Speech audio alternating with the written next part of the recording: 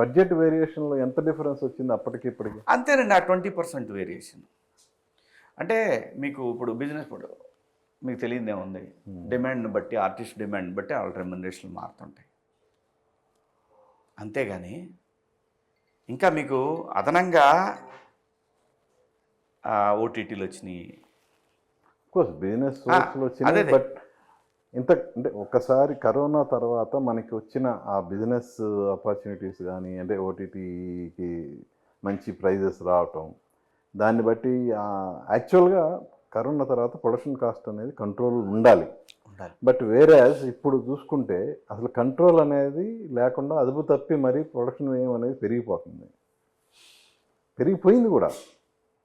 ఇప్పుడు అంతెందుకు ఈ సంవత్సరం రిలీజ్ అయిన సినిమాల్లో చిన్న సినిమాలని, సక్సెస్ఫుల్ సినిమాలని ఫింగర్ టిప్స్ మీదే కదా మనం లెక్క పెట్టగలం. నిజమే అండి. అదే సార్ చెప్తున్నా కదా, సినిమా నిర్మాత ఎప్పుడైతే దగ్గరుండి తీసుకుంటాడో ఆ సినిమాల్లో ఒకవేళ నష్టాలు వచ్చినా కానీ ఎంతో మైనర్ నష్టాలతో బయటపడతారు. ఎంతమంది ఉన్నారు అలా దగ్గరుండి? అది మనం ఎలా చెప్తాం సార్, అది వాళ్ళ ఇష్టం కదా. నేను ఎవరిని నువ్వు ఇలా చెయ్యి, నువ్వు ఇలా చేస్తే చాలా బాగుంటావని చెప్పడానికి నేను ఎవరిని. జరుగుతున్న పొరపాటు అదే అనేది నా దృఢమైన అభిప్రాయం. ప్రొడక్షన్ని దగ్గరుండి ఒక రామానాయుడు గారి లాగా, ఒక అరవింద్ గారి లాగా, ఒక దత్తు గారి కుటుంబం లాగాను, ఒక సురేష్ ప్రొడక్షన్స్ సురేష్ బాబు గారి లాగాను ప్రొడక్షన్ని డిజైన్ చేసుకొని జాగ్రత్తగా దగ్గరుండి సినిమాలు తీసుకోవటం. అంటే వేరే మన బంధువుల చేతుల్లోనో వాళ్ళు, లేదా సుబ్బారావు గారు నాకు ఈ సినిమాకి ఈయనే చూస్తాడు సినిమా అంతాను, ఇలా ఇచ్చే ప్రాసెస్లో వాళ్ళు ఏదో తప్పులు చేస్తారని కాదు, వాళ్ళ రెస్పాన్సిబిలిటీ ఎంతవరకు ఉండొచ్చు. మీ ఓడి వాళ్ళ సినిమా తగ్గుతుందని అందరూ అంటారేమోనని అతను లిబరల్గా ఉండాల్సి వస్తాయి. ఇలాంటి సో మెనీ రీజన్స్. తన బిడ్డను తనే పెంచాలా,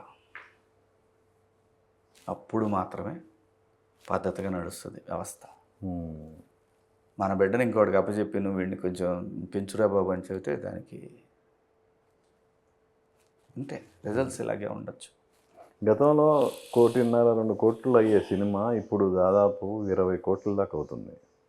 అంటే నేనంటే మీరు చెప్పేది దేనికి, రెమ్యునరేషన్ల పరంగానా లేకపోతే సినిమా మేకింగ్ కానీ అన్ని? మేకింగ్లో కాస్ట్ ఆఫ్ ప్రొడక్షన్లో సార్ ఏమంత పెద్దగా ఏం పెరగలేదండి, న్యాయంగా చెప్తున్నాను నేను. మేకింగ్లో మీకు కెమెరాల రెంట్లు కానివ్వండి, ఇవి 20% పెరిగింది, కాలానుగుణంగా పెరిగింది అంతే తప్ప భారీగా ఏం పెరగలేదండి. మీకు ఏదైతే క్వాలిటీ కావాలనుకుంటారో దాని పరంగా పెరిగిందే తప్ప, అది అప్పుడు ఉంది ఇప్పుడు ఉంది. అప్పుడు 1,00,000 క్యాన్లు ఎక్స్పోజ్ చేసేవాళ్ళు, 1,00,000 ఫీట్ ఎక్స్పోజ్ చేసేవాళ్ళు, 50,000లో చేసేవాళ్ళు, 28,000లో చేశారు. అప్పుడు ఉండేది ఆ డిఫరెన్స్, ఇప్పుడు ఆ డిఫరెన్స్ ఉంది.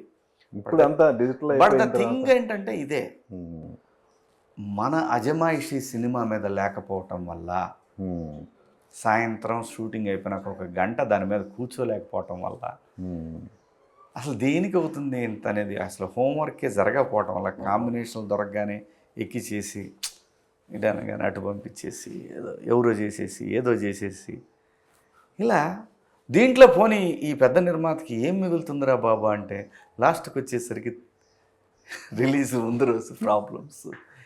ఇది కేవలం మొదటి నుంచి ఆయా నిర్మాతల నిర్లక్ష్యం ఫలితంగా జరుగుతున్నటువంటి తప్పుని ఈరోజు ప్రభుత్వాల దగ్గర పోయి చేతులు చాపాల్సి వస్తుంది.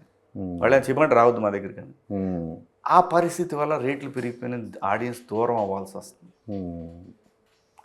అవుతున్నారు. ఈ జస్ట్ 4-5 సినిమాల తప్పుల వల్ల వ్యవస్థ మొత్తం దెబ్బతింటుంది. ఆడియన్స్ దూరం. ఇదే 100-150 అంటే ఎందుకు బంగారం. ఎందుకంటే నేను ఇంత ముందు కూడా చెప్పాను, సినిమా అనేది తెలుగువాడి జీవితంలో వాడి కుటుంబం. అది ఇంతగా ఎక్కడా కూడా ప్రేమించరు సినిమాని. వాడి జీవితంలో ఒక భాగం ఇది, వాళ్ళ కుటుంబంలో ఒక భాగం ఇది. దీన్ని మీరు నిదానంగా అలా అలా అలా అలా టికెట్లు అసలు ఫస్ట్ మీ ప్రొడక్షన్లో జరుగుతున్న నష్టాలు చూసుకోండి. ఫస్ట్ ఎక్కడ ఎక్స్‌ప్లాయిటేషన్, ఎక్కడ అబ్యూజ్ జరుగుతుంది, ఎవరు తినేస్తున్నారు, 10 పైసలు తినడానికి 10 రూపాయలు వేస్ట్ చేస్తున్నారు. ఈ తప్పులు సరిదిద్దుకోండి ఫస్ట్ థింగ్. ఆ తర్వాత మనం వాళ్ళ దగ్గర పోవాల్సిన అవసరం ఏంటి? పోలోమని అదే టికెట్కి థియేటర్లు ఎలా ఉన్నా నిండిపోయి ఉంటాయి కదా. ఉమ్. సూక్ష్మాన్ని వదిలేస్తున్నారు అంతే. నిజం చెప్తున్నా సార్, ఇది నిర్లక్ష్య ఫలితమేనండి. ఉమ్. దాన్ని దగ్గరుండి దాని పోషణ చేయకపోవటం వల్ల జరిగేటటువంటి అతిపెద్ద డ్యామేజీ సినిమా ఇండస్ట్రీ మొత్తానికి చుట్టుకుంటుంది. ఉమ్.